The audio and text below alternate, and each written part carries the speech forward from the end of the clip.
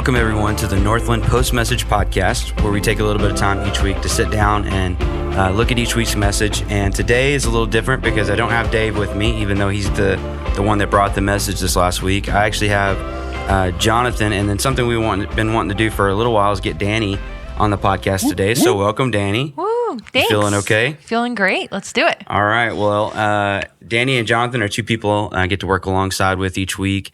And they bring a really different lens to the conversation. And so I wanted to have them both on. And first, I just want to spend a moment and kind of spotlight Dani. She's our welcome team coordinator, just joined staff this year. And so, Dani, tell us a little bit about your position. Yeah, I feel really blessed to kind of be the front lines of the church and work with amazing people on the team who have either been here at Northland for 20 years or they've been here for 2 months, and they're just excited about what we have going on here. And being that front line, you kind of get to see people who are maybe meeting Jesus for the first time ever, or maybe they're coming back to him and returning back to kind of relationship with him. And so the fact that we get to welcome people into that and be a smiling face on Sunday morning is just really special, and I really love that. Yeah. So, I mean, that might have answered it a little bit, but I was going to ask you, what are you trying to create for someone walking in on Sunday morning? Yeah, the entire goal is just a welcoming environment. We want them to feel safe and known and cared for while they're here. There's like a kind of a rule of three. People ask 3 questions when they walk into a space for the first time. The first one is, am I safe? Am I known? And do I belong? Mm-hmm. And so we're trying to cultivate a culture that really answers those 3 questions within the first 5 minutes when a person's here, by remembering their name or holding the door, sending a good smile towards them. Yeah. That's the goal. Great. Yeah, what's beautiful about Northland, I think, is that that's very authentic for our people. Mm-hmm. So it's cool to be able to, like, I'm sure lead something where people are already excited and cultivating that within themselves in a way. So yeah. Makes my job a lot easier. Yeah. Well, what's a moment in this role now that's maybe stuck with you so far? Yeah. One I can think of recently is we had the worship night a couple weeks ago on a Wednesday, and I remember it was about like 2:00, and I got a call on the church phone, and it was like, hey, I'm just looking for a place to go. I don't have a church here. I just moved back, and I'm just looking for people. I can't just go home every day and sit in my house. And I was like, well, come on down. Like, we would love to have you. I'm like, the price it's a little is right. bit, I'm like, It's a little bit different than what we normally like do, but like, come see. And so she ended up coming up and seeing me and was like, are you Dani? And I'm like, yes, I am. Hi, you're Lori. And just getting to connect with her. And then I was able to get her connected with a couple gals. And now she's looking to join their small group and just getting amazing. Plugged in. And it's like that transition from, I have no clue what this looks like, but now here I am, I'm finding my people. And that's just super cool. I'm imagining the courage it took to make that phone call too. Like if it was me, like pacing the room for a second before I actually hit the send button on that phone call. That's cool. That's really cool. Yeah. I mean, really and truly, both of you guys are experiencing or are looking for what and thinking about what people are experiencing coming into Northland on Sunday morning. Mm-hmm. Jonathan, what's that look like for you? Oh man, I love Sunday mornings. I do Sunday morning. Like if I'm not scheduled to host, if I'm not scheduled to teach, starting point, the rare occasion when Angela lets me come upstairs and teach kids. I call those Sundays MBWA days, management by walking around days. Yeah. And when I just get to walk around and just be observant and watch the flow of people, watch how new people, I mean, you can tell when a person is new because you can tell they're unfamiliar with anything. They don't know where the restrooms are. They don't know if there is a welcome center. They don't even know to look for that. Right. Where do I check in my kids? And so just observing those things. And then there's always just other things that are going on in the background, whether those be little HVAC issues, did paper towels get replaced in the restroom this week? Like there's all kinds of little things that just come up, and just observing those things. And it helps me make corrections in the weeks to come after that. I love those days because then I can kind of just detach from a specific role that day and look at things through a different lens. So I do love those days. Yeah, I love the idea of like how we strive to be hospitable. We live in a world where people are probably more familiar with like customer service, and you could see a lot of those things as like, well, this is it, but it's not customer service. It's actually we're trying to be hospitable because that's the God we represent. The God of great hospitality, and so we're representing Him when people walk in the building and how they experiencing people with their kindness and their welcoming, but also just to the environment. And so Yep. Well, this last week Dave preached one of the most, I think, personal messages in the Hezekiah series. It got to a point where Hezekiah, he actually gets a terminal diagnosis, if you will. That's kind of one way to put it. He prays, and then this miraculous thing happens. God gives him 15 more years. And in the sermon, we kind of pointed people towards this big question, and I think we're going to try to answer it a little bit ourselves today for our own selves. But what do you do when God gives you more time? How do you use the time God gives you? So we're going to jump into this today, and I love the way he opened the message this week. He talked about a check engine light, and I think that's something we all identify with. And so if you missed it or if you haven't watched it yet, he brought up a picture of this check engine light, and he told this story about going to a mechanic, and it actually the issue in the vehicle not even having anything to do with the check engine light, but it just kind of being one of those things of like, maybe this is from God. And even the mechanic's like, well, I actually probably needed this. So it was just a really cool kind of full circle thing. But I want to ask you guys, and we'll start with you, Dani. Has God ever given you a check engine light? Yeah, I was thinking through this a little bit this week, and a lot of the beginning of my like faith journey, or I guess walk with the Lord, it was a lot based on, well, this is what people say I should do. And this is, I can check the boxes off and I look like a good Christian and I look like I've got it all together. And if I just go to small group once a week and youth group the other time and then show up for serving on welcome team and all of that, then people will think I'm a good Christian. I've got this all together. And behind closed doors, I was like not doing anything to build that relationship with Jesus. It was just, what can I put out so other people see that I have this relationship? And so it was actually in a class my sophomore year. We were talking through different theologies and ideas of scripture and things. And I remember being like, I actually have no clue what I believe. And I had been technically a Christian for now like 7-8 years.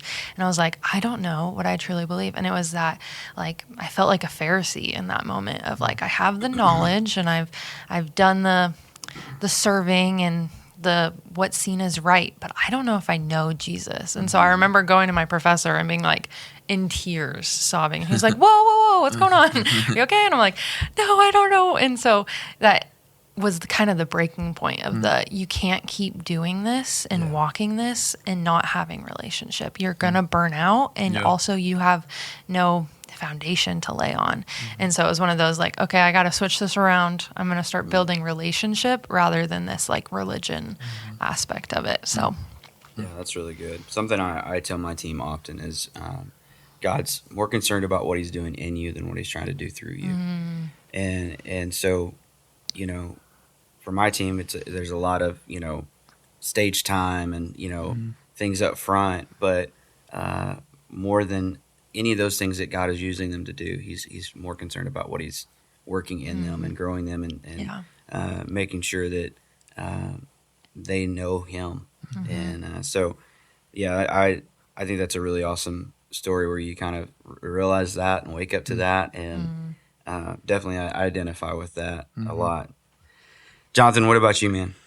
Yeah, we actually talked about this in our small group last night, and so my group gets together on Mondays. We're recording this on Mondays, and so we were just kind of tossing this around in our group. And I think I had two levels, kind of the micro level the week to week or month to month or stuff like that, I can tell when, and sometimes my wife is really good at pointing this out in a good way, that when I can tell when I'm stressed, but I can really tell when I'm maybe over the top stressed, when my responses get a little short.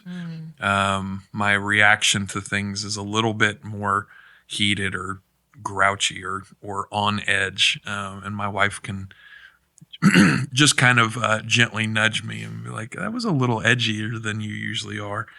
And sometimes that's a check engine for me of like, okay, I'm carrying stress more than I should, or I need to realize, why am I a little more on edge? And sometimes it'll just be like, okay, apparently I'm more stressed about this than I thought I was. And so the macro level, thinking back to, it's been several years ago, the church I worked at prior to Northland, and ended up being let go from that position. It was, I think I've mentioned that on this before. I mentioned it on Sundays, I know.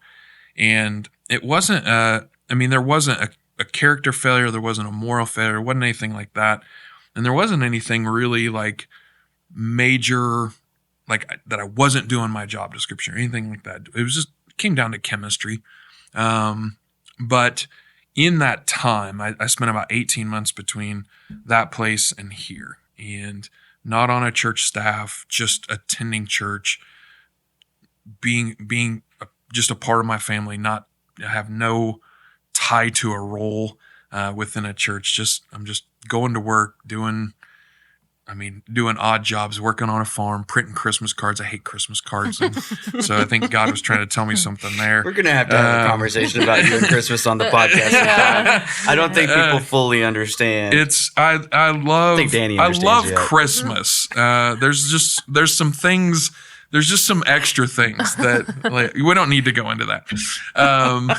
But in that season, I think it helped me, one, be reminded of, no, I am called to this. Like this is the calling that God has put on my life. And two, it taught me some things about leadership, some in myself, but also some things that I never want to be repeated in any of my own leadership. And how I treat the staff that I get to lead, how I lead them, the time that I give to them, the interactions that I bring are so important, because I was treated really poorly in that season, leading up to it, coming out of it. And there were just some things that I was like, okay, I never want to put anyone through some of those things in how I treat them on staff. And then, just even some exits that have been absolutely necessary. There's a way to do that with dignity, respect, with care. And so just a lot of leadership lessons. So that was a check engine light moment for me that's taught me how to pay attention to those things when they're coming up in the future. So. Yeah, I identify with that. I mean, you and I, the very first conversation we ever had, kind of shared stories on that. Yeah. And battle wounds. Yeah, big time, some battle wounds, but ultimately things that, they were those check engine lights for me. And it's interestingly enough, it's not the first time I've told this story this week.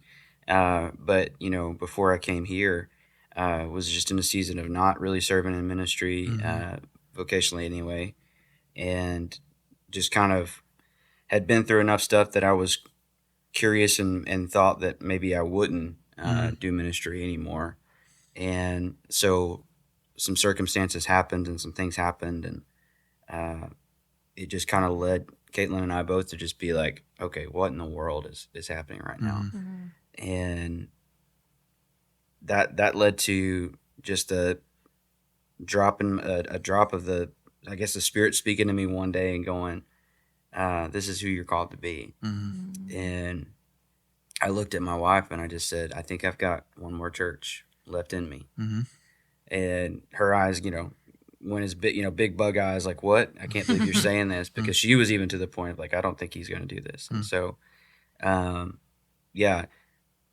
that led to finding this place, Yeah. coming here, the whole deal, Yeah. and the rest is history there. But Well, we're glad you paid attention. Yeah. yeah. Thank you. Yeah, I'm glad I did too, because man, this has been amazing. But in that season, yeah, it was a lot of the same stuff of just God ensuring that I was going to be the leader I needed to be, and the more than the leader I needed to be, the husband and the father I needed to be, just his son that I needed to be, so that when I did walk into this season, it wasn't all about just the leadership and being on staff at a church or pastoring. It was about just being myself, but within that, there's being the calling to do this. And so, that was a big season, big story season in my life. But then, all the time, something you said in the response time this week before communion was just talking about the Holy Spirit just speaking to us. And I thought, man, that's it. Like there's just so many times where the Spirit just prompts us. And sometimes it takes a few of those prompts, like, hey, I'm talking to you, by the way. And sometimes it's as simple as like, hey, put your seatbelt on, and you're like, why should I do that? And then you like come across this wreck and you're like, oh gosh, thank you, Holy Spirit. Sometimes it's, a deep heart matter. Sometimes it's hey, you need to spend some time with me this morning. And then you find out, oh yeah, I needed to do that. I really needed that. There was something there that God was trying to show me or speak to me. And so, those are moments that we probably should and do have more than just those big moments. It goes just right back to, Jesus kind of reminding us, apart from me, you can do nothing. And there's so many times in our faith, you kind of talking about, there's a lot of things we can do, but things that are meaningful, apart from Jesus, we're going to do nothing meaningful. And we can run hard. We can do a lot of things. Even good things, showing up to small groups, serving, doing all these things. But if it's not rooted in our relationship with Jesus, it's not bearing like true fruit. It might be bearing something, but it's not the fruit that's going to last and be meaningful. It's not coming from a place of authenticity. It's just us just striving, and it's just not going to last. It's going to be shallow, and we're going to wear out. And it's not coming from Him; it's coming from our own just effort. And yeah. Dani, does that bring up anything else for you? Yeah, I was listening to a podcast actually earlier this week talking about like bearing the fruit of the spirits and things, and the passage where Jesus is talking about the fruit of the Spirit and how the fig tree bears leaves but no fruit. And I think that is so just representative of sometimes what faith can look like without connection to the Holy Spirit and relationship with Jesus. You can look like you're bearing the fruit and present all of the right things, but that's not true, like fruit bearing. It's not true relationship. And so you never want to be in a spot where you're presenting but not truly bearing the fruit of the Spirit. Makes me think of, and this just came to my mind, so I'm gonna have to search deep within my subconsciousness for where this is at. But the idea that Jesus talks about, they present a form of godliness. Maybe this is Paul. Maybe Paul talks about it. I don't remember, but that you put forth a form of godliness, but it's actually empty and void. And I think the Pharisees would be like an idea that we would see in the New Testament of these people who they do all these things outwardly, but inwardly they're disconnected from God. Yeah. Called them whitewashed tombs. Yeah. Jesus diss track. But yeah, that's really good. Well, like we said, this was a kind of a heavy hitter sermon this week, because it deals with an issue I think that so many of us we like to not think about. But it is the biggest reality of our life, and that time is a gift, not a guarantee. We don't have all the time in the world. In fact, there's passages that talk about our life being like a vapor, and just gone 1 second. Dave, said that Hezekiah was 39 when Isaiah told him he was going to die. And after that, God gave him 15 more years because Hezekiah prayed. Dave pointed out that Solomon only made it to 60. David only made it to 70. So we see that even for the greatest leaders, even for those guys that are like hero status in a way, time is limited. James 4 here, it calls our lives the mist that appears for a little while and then vanishes. So this wasn't to be morbid, but how does this inform us? Like, just this reality, like how does this speak to us about our lives? You can go first, Dani. I think sometimes it's really hard to remember how precious life is. Like, you get caught up in the day-to-day of going to the sports games or going to the birthday parties or doing anything like that. And I think it's really easy to forget how precious it is to be alive and to have another day on this earth. And like, we lost my father-in-law a couple months ago, and just the reminder that we're not meant to be here forever, and like, thankfully he knows Jesus and he's in heaven with him now. And so we have that hope to look forward to, but like, don't waste your time around here. Like, there's too much like glory of the Lord to be aware of, to just get caught in the day-to-day like busyness. I think the fact that it doesn't just rattle off the front of our memories of how old David was, Solomon was, but we do remember what they did. We do remember the things they were about, what their legacy meant, is just evident of, sometimes our time being it's sometimes what we don't do more than what we do. And, just to being very intentional, having priorities set about what you're going to be about. David was pretty focused for the most part throughout his kingship. Obviously, he had some slip-ups along the way, right, but he stayed pretty focused on what he was about, what his role was supposed to be. It's why he's so highly thought of. You don't think about. He was only 70 when he passed. My dad's 72, so 70 seems pretty young there. And so, it just, I think I was just thinking about it this week. It's a little bit about what you choose not to do as well. Yeah. It's total sidebar here, but you'll be familiar with this. Rick Springfield. I'm not familiar with Rick Rick Springfield? Are you serious? You got to help me out. Maybe I had Jesse's girl. Oh, there we go. Okay. Yeah. Come on. Yeah. Dude is like 76. Okay. He's still touring. Okay. And he looks like not 76. It's like he's got six-pack abs. Okay. It's crazy. Okay. Anyway, total sidebar conversation. Yeah. Just maybe like we're talking about being in 70s, and I just saw that the other day, and I was like, that's crazy. Yeah, I guess he's made some kind of deal with the devil or something. I don't know. But where's he touring?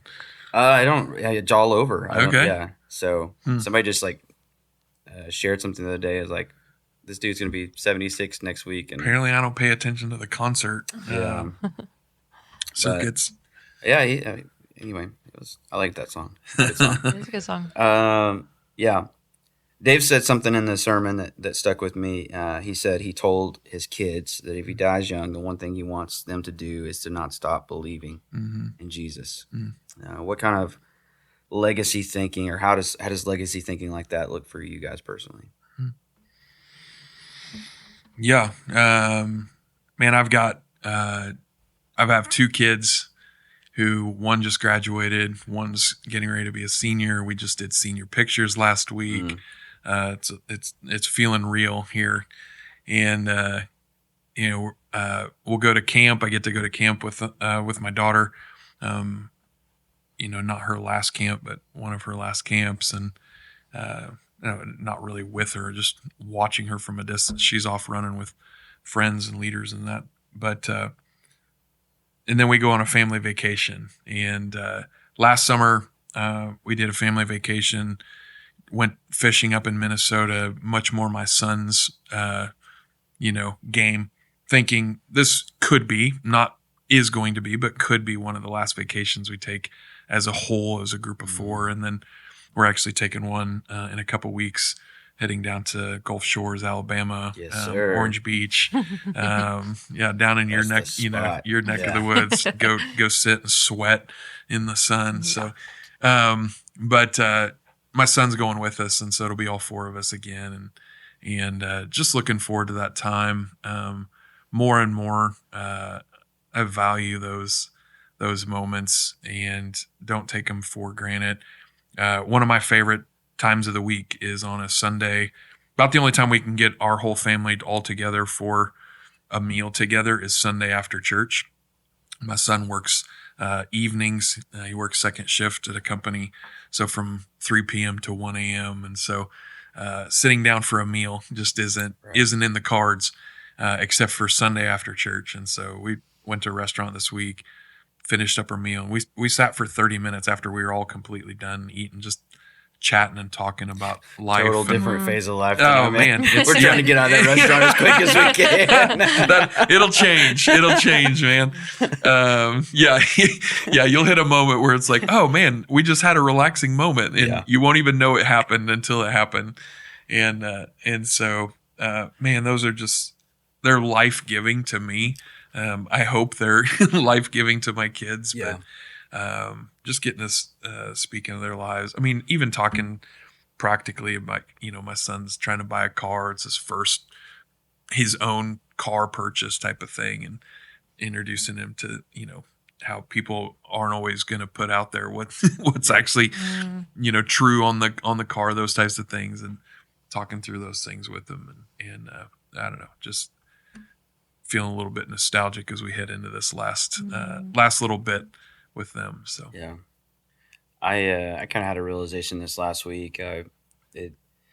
Some circumstances played out, but Friday, I told you this, but Friday I get a call, and my youngest son, he's a bit of he's a handful. Wild man. Yeah, a little bit. And so that's what my uncle called me way back in the day. Wild man. So he's definitely a little more than most kids. And so anyway, he was in a summer care program, and he didn't make it. They didn't want him to stay. And so I went and picked him up Friday, and I actually had a doctor's appointment that afternoon. And so I picked him up, and, we had a pretty stern talk about it all. And then I took him, and he wanted some nuggets, McDonald's. So I got him that. And then we went to my doctor's appointment, and I just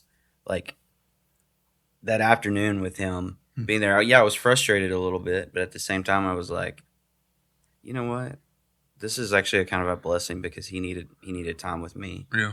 And it's not that long till school starts, and and he needs this time. And I just going through that same kind of thought process of this is a month. He's turning 6 here in about 2 weeks. I'm like, this is the next month of his life will be a huge impact. Of just spending a little extra time with me. Yeah. And getting to pour into him, and so.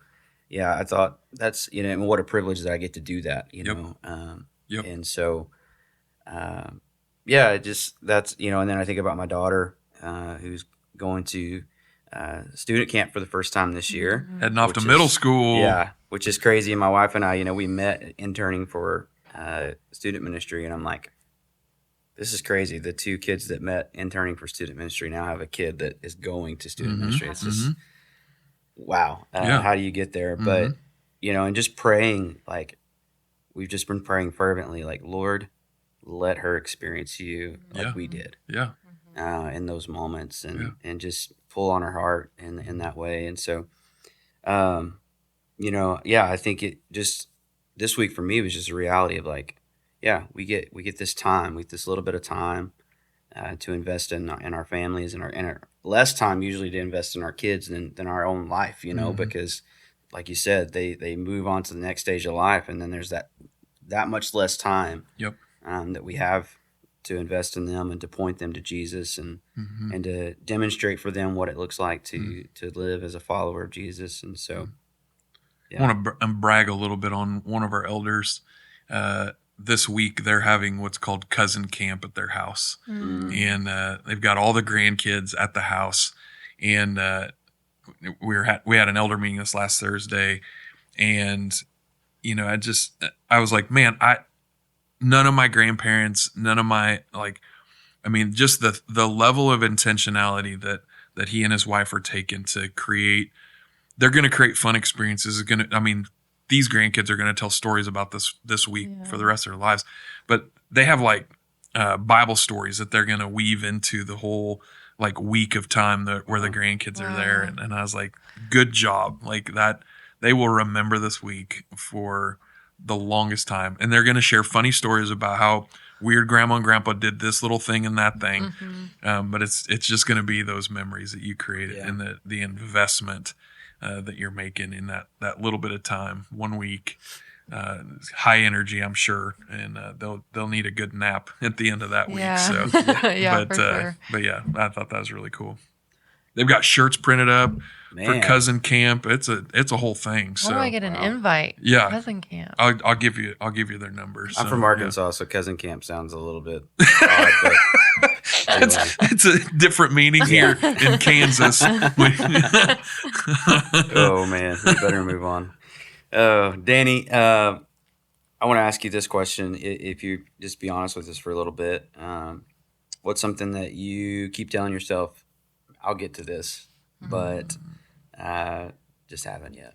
Yeah, I think, honestly, prayer, my prayer, life and journey is definitely a work in progress, but it's been something kind of like what you said earlier about the Holy Spirit, putting on your heart a little bit of this could be better, and even connecting with people here about prayer and things. It's just not my first go-to instinct. It's not. And so working on praying first thing in the morning when I'm getting ready for the gym, I'm not a morning person at all. And so sitting and talking to God out loud in my car on the drive to the gym, I don't want to do it. I want to be silent, and I want to sit in silence and drive to the gym and get it over with and everything. But kind of forcing myself to wake up in that way is something that I have kind of started doing within the past, month or so.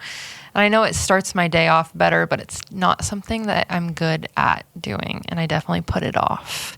So it's one of those could be better kind of things. So you very casually slipped by one little detail, and I know you didn't mean to highlight that, but the fact that you pray out loud in your car. I love that, and I think I don't remember.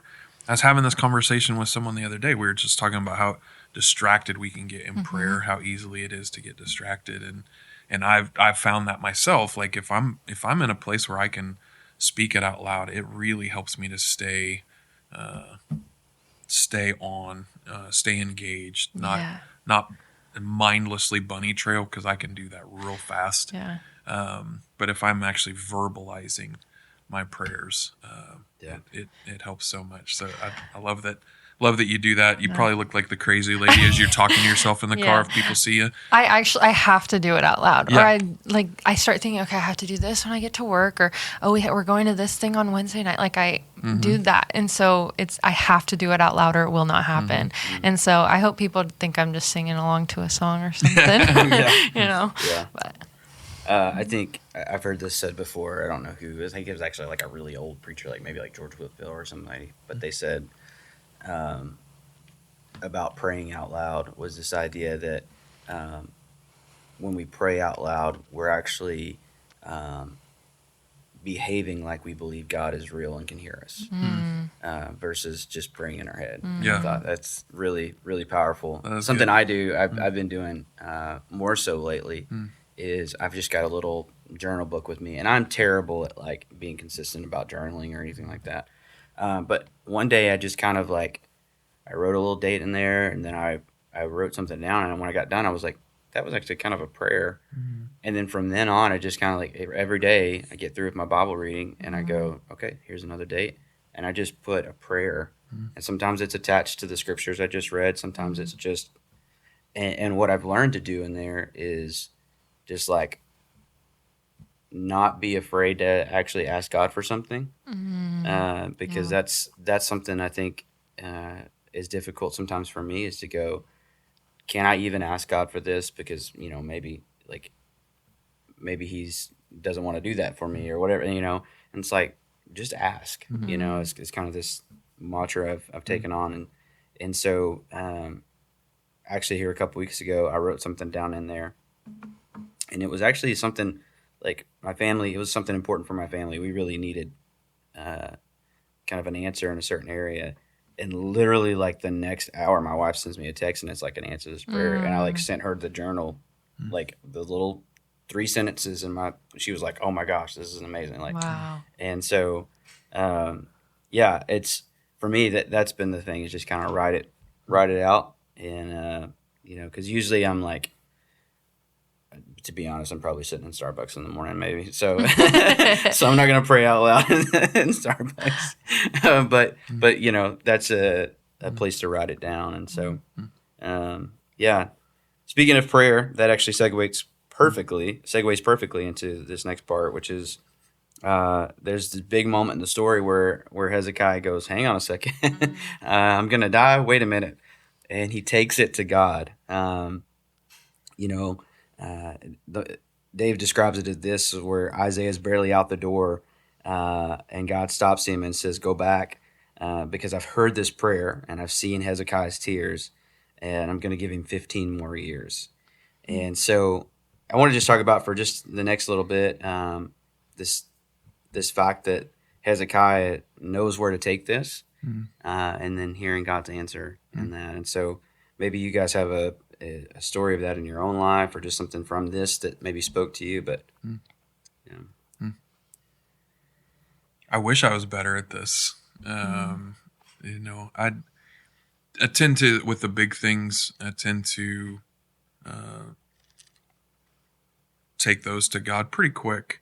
Not stew on. I'll stew on them, but I tend to. But it's the little things, the daily disruptions, the daily, kind of little things that are going on.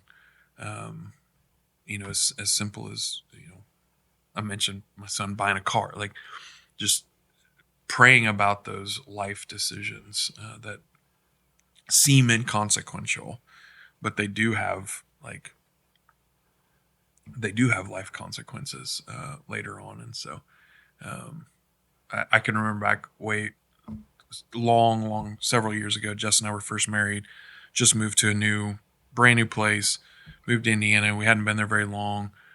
She's pregnant with Caleb at the time, and we thought the thing we needed was a brand new car, which is a great decision to make when you're 22 years old and pregnant with your first child, and you just bought a house together. So, buy a new car. And that decision set us back, not financially long term, but it from the car perspective, in just some decisions we had to make after that, it set us back several years just because we made a really poor, just short-sighted decision. But I can't think, maybe my wife did, but I know I didn't pray about that decision at all. Heading into that, I saw new, shiny, smelly, good smelling, brand new car, and thought, I've arrived enough that I deserve this type of thing. And it was just such a dumb decision. I've never bought a brand new car since, and I make a little bit more money than I did then. And so, I don't know. That's been kind of the coming out of this message. It's even been a topic of conversation even prior to Sunday, of just those day-to-day moments. Last week, my workout partner was gone from the gym. I was by myself for a couple of days, and I just sensed God kind of prompting me. There's a guy that I talk to fairly often in there, but have never really talked to him about faith, and just felt like God was saying, you need to check in with this guy at some point. And so, I want to do. I tried to do that last week. The moment he and I were the only two guys in the locker room. I peeked around the corner and he had just dropped his towel, and I decided that's not the time to do it now. So we're going to live to fight another day and do that another time. But, thank you for your honesty. Yeah. It's probably a good time. God's timing was a little longer than what I thought in the moment. Like I thought it needed to happen real quick. And so God's like, no, you can wait.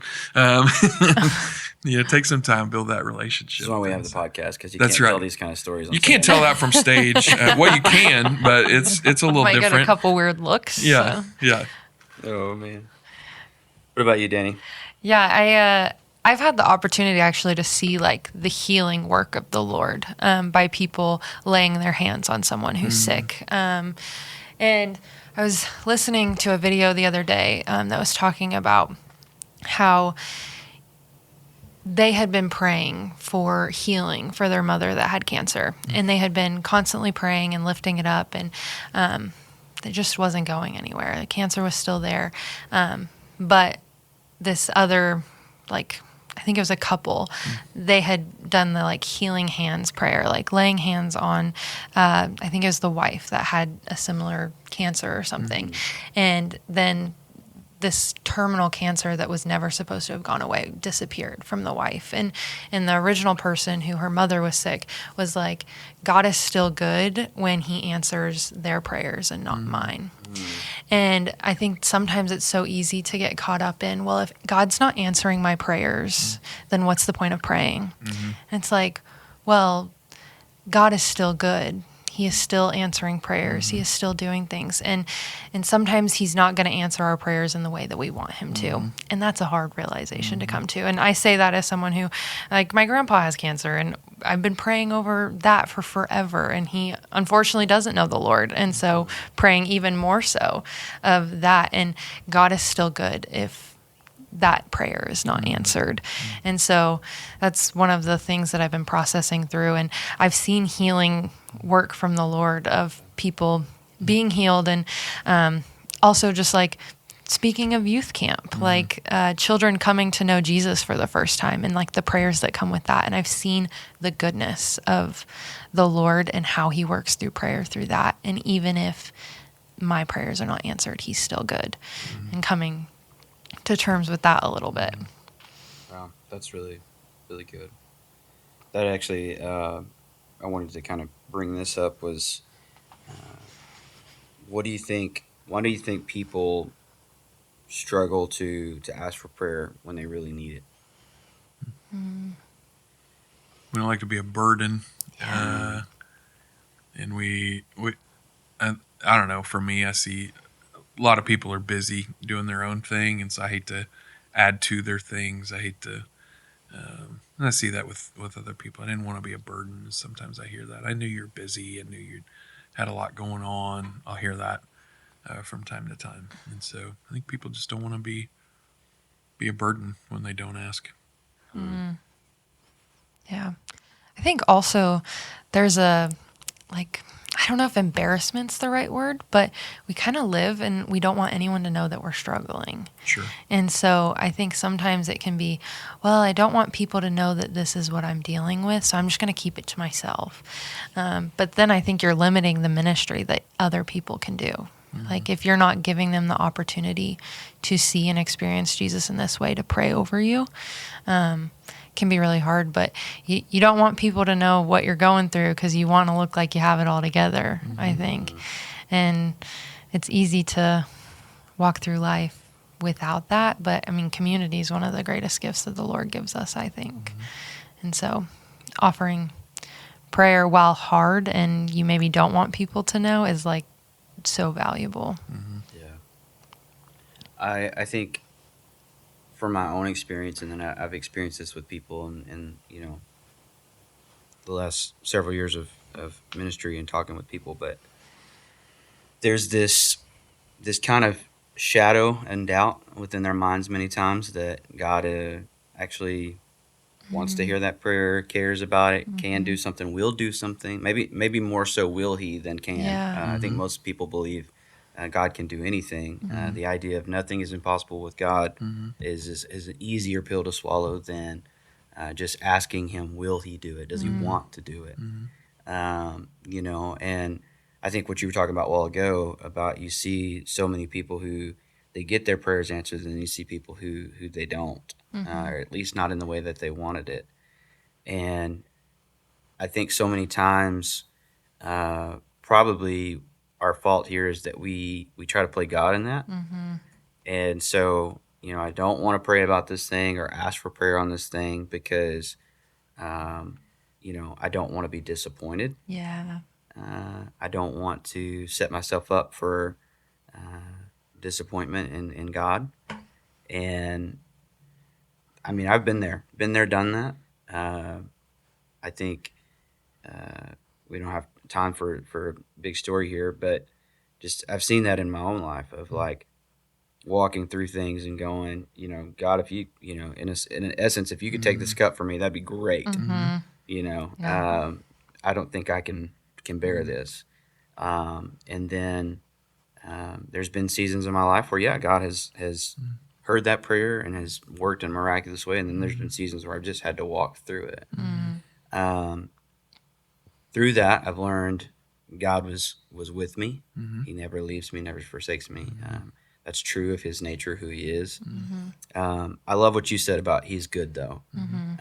Probably my life verse, if I had one, is 1 John 1:5, where it says that now we know this, that God is light, and in him is no darkness at all. Yeah. And we kind of live sometimes like there's this, God who has a knife behind his back a little bit, or a surprise we won't like, hidden within him. When Scripture clearly tells us God is light. Jesus comes to reveal a Father who's good. Who, he talks to the people and he says, you being evil know how to give good gifts to your children. How much more does your Father in heaven see you and want to give you good gifts? And so just helping us get our mind around the idea that the way we see God and his character oftentimes is not who he really is. But that's probably one of the biggest reasons that we fear to come before him, is because we doubt that goodness at times. And then I love that the person you were sharing the story about was able to see God's goodness even in their prayer not being answered. I think that's the key, the whole thing right there. Of like, can I still see God's goodness even when he's not acting like my genie, that I can just get whatever I want from. That is a deeply rooted faith that just is like, I know God is good regardless of my circumstances, regardless of the outcomes. There's a story in Daniel of Shadrach, Meshach, and Abednego, where, they're being told, you got to bow down, you got to do all these things. They're like, we're not doing it. We're going to pray. But even if God doesn't, they say, we will not serve your gods. Like, we're so confident in God that we think he's going to save us, but even if he doesn't, we're still not going to cave in this, because and that's just the deeply rooted, like, established faith that they had in who God was, what he was. They were like, God's going to accomplish either something through us or something after us, but we know he's going to accomplish something. And so we don't care. Do your worst. Yeah. Yeah. Well, that leads us to the big question then that Dave asked this week, and we'll just kind of wrap up here with this. The big question is this: is what are you going to do with the time God gives you? And I've been thinking about that since Sunday, and man, it is a big question. I don't know that I've fully gotten my answer yet, but what do you guys come up with so far? I think for me, thinking of like time and how little we truly have of it, it reminded me to check in with my family. Living like 2-ish hours away from my family, and I kind of came to know Jesus on my own, have kind of experienced Jesus on my own. And so hopefully, in my experience, my parents and my siblings can come to have deeper relationship with Jesus. And I think sometimes I'm like, oh, well, I just don't want to worry about it. Like, oh, it's fine. Like, it'll happen in due time. But I think being more intentional about that and kind of checking in with that. Like, I have a sister who just graduated college and another one who just graduated high school. And as they're going into like real life, I guess, of just being more intentional and checking on them and praying with and for them. That's something that I felt kind of like called out in the sermon a little of like, you have these people who you probably could do more to connect with and love on a little bit more and that kind of stuff. So, yeah, I think I answered it a little bit is just that kind of end of season with our kids in the phase that they're in now. Obviously, it's not like our relationship with them is going away, but it is going to change here in the next few years. But Jess and I have just been, we don't have an answer for it, but what does the next season look like? You know, when we head into that empty nesting season, what is investment in community and our church and our people around us? What does that look like? And so, I think those are things we're kind of starting to wrap our head around is what's kind of that next season look like. And so, I'm sure before we'll know it, it'll include some grandkids, but hopefully that's, a little ways. a little while. But it'll feel like it happened real fast. But there'll be a season where we just have. We're not in the stands at football games watching our own kids. We're watching other people. So there's opportunities that we'll have in this different season now. Where our kids aren't in all the activities anymore, and we have a different ability to invest. So that's kind of one of the things we're praying about. I love how Jessica has already started using that time and putting out things that she's putting out. If you don't know Jessica, Jonathan's wife, Jessica Mitchell, she has I believe it's a blog. Yeah, she's writing a book. Yeah, she's written so our story we had a full term stillborn, and that was 13 years ago this month, and so she wrote a kids book. She's working on trying to find that angle to maybe get that published, and just as a way for parents and kids to be able to process grief, and then thinking about just as people, as couples, as moms, dads processing grief. She's just been writing some blog posts. It's just been stuff that's been on our minds, conversations we've had for years with people, and so now just kind of putting that down on. Not on paper, but just getting that put out there. So she's been doing that a lot in some of her, I don't know where she finds free time, but she finds it and just putting those things out there. It's been really cool to see her just kind of passion coming alive in that. So all this kind of leads me to think about someone came up to me on Sunday after the message and began a conversation about something else, but it led into talking about they were a missionary and they've since retired and moved here. And long story short, through this series, some of these questions have been hitting them pretty hard. And one of the things they felt the prompting of the Lord was, would you give up your retirement? Because they had kind of put it in their mind, this is my retirement season now. This is my next thing, but yet even the Lord was like, would you give that up for me? And I was thinking about, we're asking the question, what will we do with the time, God gives us? And I think so many times we build out these ideal next seasons of our lives, but then maybe the Lord's asking the question, would you give up that ideal next season for something I want to do through you or ask you to do for me? And that's a ouchie. That's a hard one because I know the things I've thought about for my next season of life, and the direction I want to go. But I've also followed the Lord long enough to know that if He's asking anything of me, it's always better. He's always got something in store. He's not asking me to give up anything to put me at a loss. And so, this has been a great conversation, guys. We've actually we've almost gone an hour. So I told you, Dani, it goes quick. It does. It doesn't feel like an hour, but this has been great. So I hope that people listening, if they've made it this far, have wrestled with some of these questions for themselves. But also, I would hope that people feel probably the biggest thing encouraged today is to be willing to take things to God. It's kind of the theme I've heard the most out of this is just be willing to trust God, take things to Him, lean on your community around you, and ask Him for prayer when you need it, and just continuing to trust that God is good. And so, well, if you've made it this far in the podcast today, we're so grateful that you've been listening with us, and want to make sure that you, if you haven't already, go check out the sermon. It's on our YouTube page and online as well at northland.cc. So make sure and watch that message. This next week will be the last installment of the When God Moves series on Hezekiah. And so come join us this Sunday or watch online, and Dave will wrap that up. But until then, may the love of the Father, the grace of His Son, Jesus Christ, the fellowship of the Holy Spirit be with you. Until next time, we'll see you then.